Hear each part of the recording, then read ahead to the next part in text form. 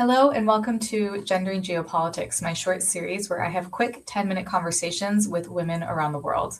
My name is Emily Prey, and I'm the director of the Mass Atrocities Portfolio and the Gender Policy Portfolio at the New Lines Institute, based in Washington, D.C. Today, I'm speaking with Dima Ouda on the use of sexual violence by al-Shara's interim government in Syria against minority groups. Thank you for joining me, Dima.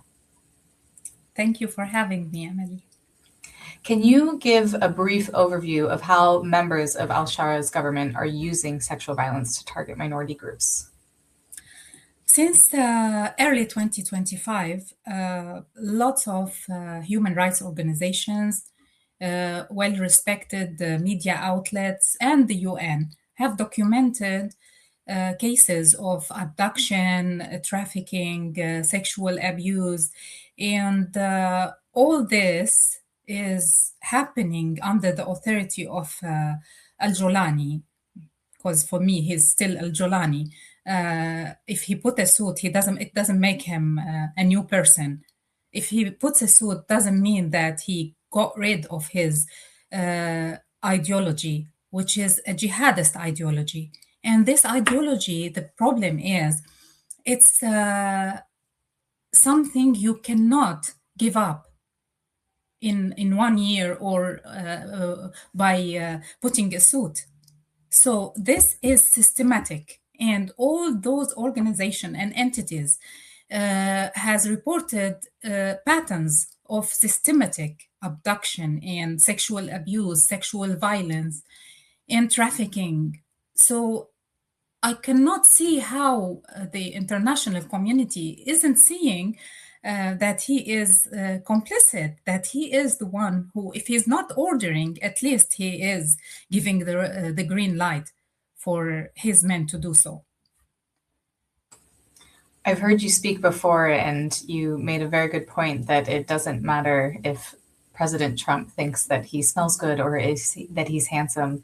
Some of his top commanders are committing conflict-related sexual violence in Syria, and people should be paying attention and listening to it seriously.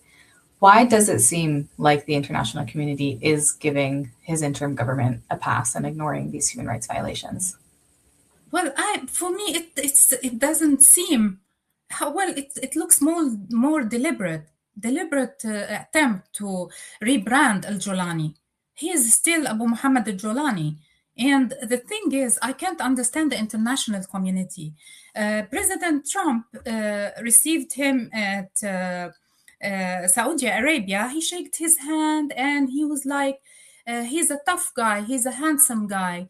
And then things started to roll like a ball of snow. He was received in the 80th General Assembly, UN General Assembly, and he was given the platform to speak, to address all the world leaders there.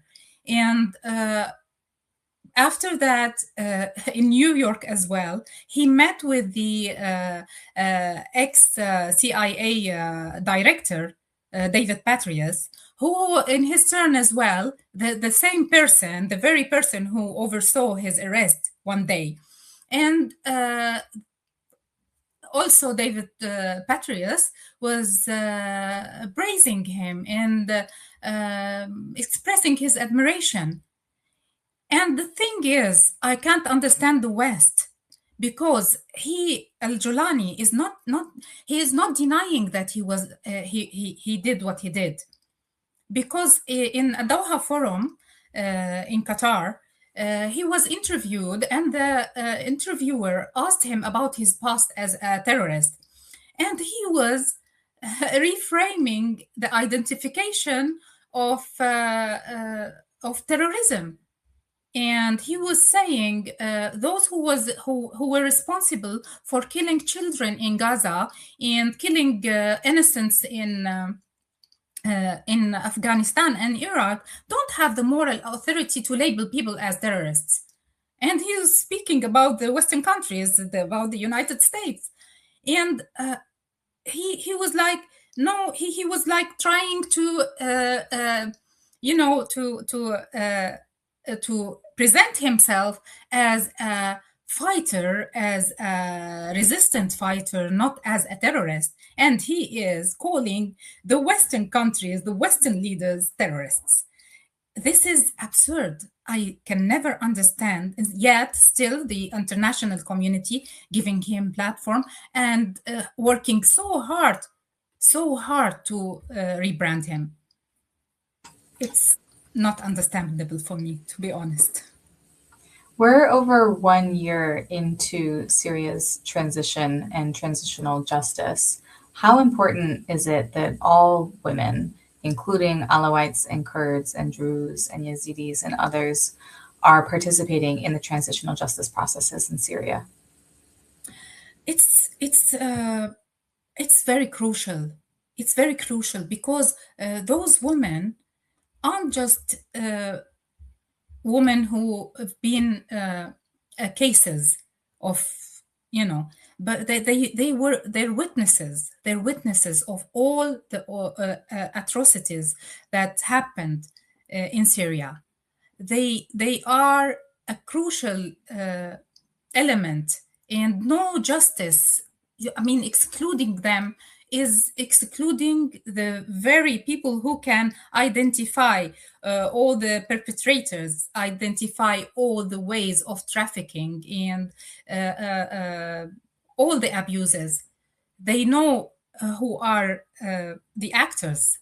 So excluding them would be unjust. There is no transitional justice without them.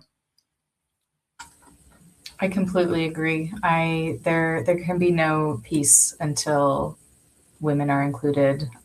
The Kurds in northeast Syria have their system set on genealogy, based on the idea of genealogy, which is that nobody can be free until women are free. It's incredibly important to transitional justice. Of course. As an Alawite woman yourself, how does it feel watching what's happening in Syria and watching what the interim government is doing? Oh, it's very difficult. Before that, I've never labeled myself as anything because to be honest, I don't believe in anything. So it's not a religious thing because Alawites are an ethno-religious group. They're not a religion.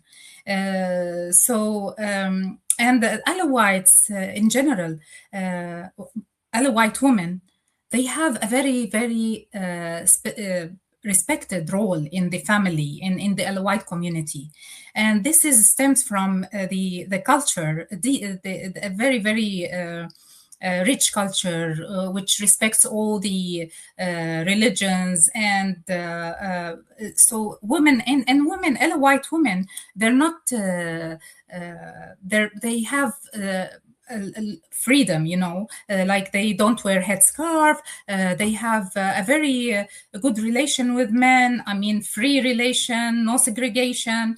They enjoy a margin of a wide margin of freedom, and they're all educated. You've seen Katya; she's a professor, and we have lots of professors. I mean, in the Alawite community, they like knowledge. And to be honest, now it's not a very good time for Alawite women because they live in fear and moments now of vulnerability. And because of they're afraid, the Alawite women, they're afraid to let their girls walk to school because they fear abduction. And the survivors of abduction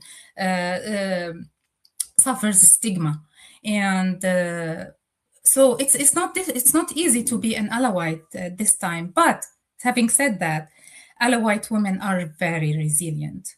They are documenting, they are helping survivors, they are determined to make their sound heard, and they feel invisible in the eyes of the international community, but they are very, very, very determined to let to make their voices heard.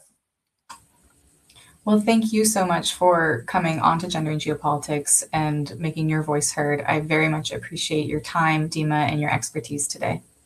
Thank you so much, and thank you for having me.